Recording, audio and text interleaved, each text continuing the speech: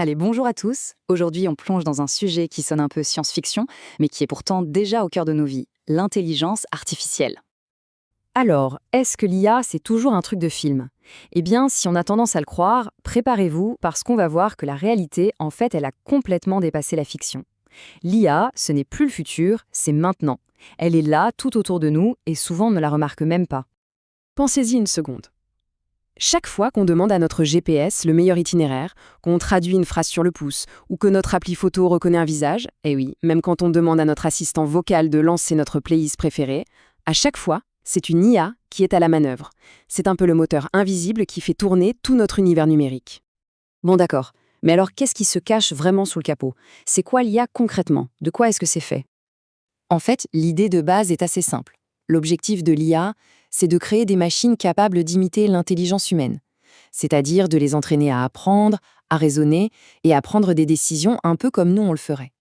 Pour que ça marche, une IA a besoin de trois choses. C'est un peu comme une voiture, vous allez voir. D'abord, il lui faut du carburant. Et là, on parle de montagnes, de quantités gigantesques de données. Ensuite, il lui faut un moteur. Ce sont les fameux algorithmes, en gros, les règles du jeu pour traiter toutes ces données. Et enfin, bien sûr, il faut de la puissance, beaucoup de puissance de calcul pour faire tourner tout ça. Ok, tout ça c'est bien beau, mais la vraie question, c'est comment est-ce qu'une machine passe d'une simple pile de données à une décision intelligente? Allez, on va jeter un œil à l'intérieur de ce qu'on pourrait appeler son cerveau numérique.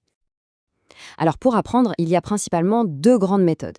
D'un côté, on a ce qu'on appelle l'apprentissage automatique, ou machine learning. Là, la machine apprend à partir d'exemples qu'on lui donne pour trouver des schémas. Et de l'autre, on a l'apprentissage profond, le deep learning. Ça, c'est un peu plus poussé. Ça s'inspire de notre propre cerveau avec un réseau de neurones artificiels. Et ça lui permet d'apprendre toute seule sur des problèmes bien plus complexes. Pour que tout ça devienne un peu plus concret, on va prendre un exemple tout simple, un grand classique même. Comment on apprend à une IA à reconnaître un chat? Alors, comment ça se passe? D'abord, on lui donne des milliers et des milliers de photos de chats. À partir de là, l'IA va identifier des caractéristiques qui reviennent tout le temps. Les oreilles pointues, les moustaches, la forme des yeux. Et quand on lui montre une nouvelle image, elle va simplement vérifier si elle retrouve ces caractéristiques. Si oui, elle dit c'est un chat avec un certain pourcentage de confiance. Ce qui est fascinant, c'est qu'elle ne sait pas ce qu'est un chat. Elle reconnaît juste des motifs. C'est de la reconnaissance de forme, pas de la compréhension. Avec l'apprentissage profond, là on passe un cap. C'est vraiment comme si on avait un mini-cerveau numérique. Imaginez que chaque neurone artificiel se spécialise sur un détail. Un s'occupe des oreilles, un autre de la couleur du pelage, un autre encore de la forme du visage. Et en travaillant tous ensemble, ils construisent une image bien plus riche et précise. C'est ce qui permet à l'IA de faire de distinctions beaucoup plus fines. Bon, maintenant qu'on a ces systèmes super puissants, comment on communique avec eux? Eh bien, c'est là qu'intervient ce qu'on appelle le prompt. Le prompt, c'est tout simplement l'instruction qu'on donne à l'IA. Et vous allez voir, la qualité de ce qu'on obtient en retour dépend énormément de la qualité de notre question. Regardez la différence, elle est juste énorme. Si on tape juste « mon téléphone ne démarre pas », on va avoir une réponse très générale, pas très utile. Par contre, si on lui dit « agis comme un technicien d'informatique et guide-moi pas à pas », là, l'IA se met dans un rôle précis et la réponse devient tout de suite beaucoup, beaucoup plus pertinente. Tout est dans la précision de la demande. Mais voilà, ce système d'apprentissage, aussi incroyable soit-il, il a une faille vraiment majeure. Et tout le problème vient justement de ce sur quoi il se base pour apprendre, les données. La question est simple en fait. Et si les données qu'on lui donne au départ sont incomplètes ou même carrément biaisées? Reprenons notre histoire de chat. Imaginez qu'on entraîne notre IA uniquement avec des photos de chats noirs. Qu'est-ce qui va se passer quand on va lui montrer un chat blanc? Eh bien, au mieux, elle dira qu'elle n'est pas sûre. Au pire, elle dira que ce n'est pas un chat. Voilà, le problème, il est là. Il est dans les données de départ.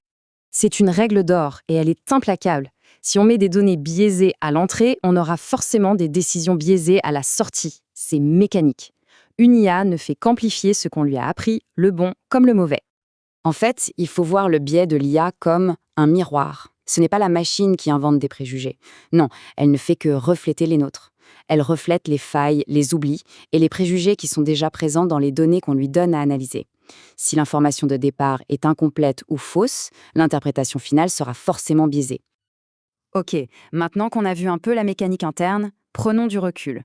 Parce que ces questions de données et de biais, qui peuvent paraître techniques, eh bien elles ont des conséquences immenses sur notre société.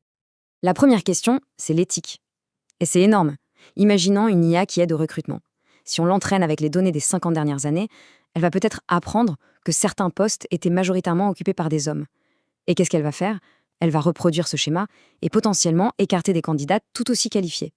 Voilà comment on peut aggraver des discriminations existantes. Vient ensuite la question de nos données personnelles. On l'a vu, l'IA a une faim de loup pour les données. Mais ces données, ce sont souvent les nôtres. Alors, les questions sont cruciales. Qui les collecte? Qui les stocke? Sont-elles en sécurité? Et surtout, qu'est-ce qu'on en fait vraiment? Et bien sûr, le travail. C'est un sujet incontournable.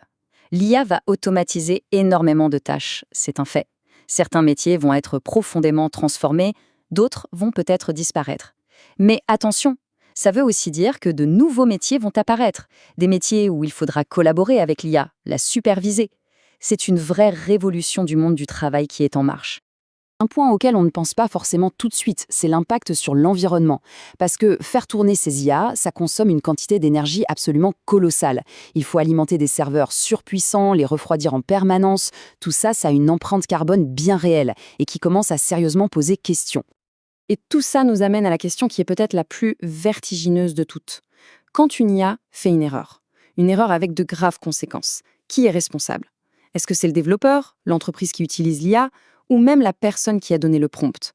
Savoir qui est responsable à l'ère de l'intelligence artificielle, c'est sans doute un des plus grands défis qui nous attendent. Voilà, on va se quitter sur cette réflexion. Merci d'avoir suivi cette analyse.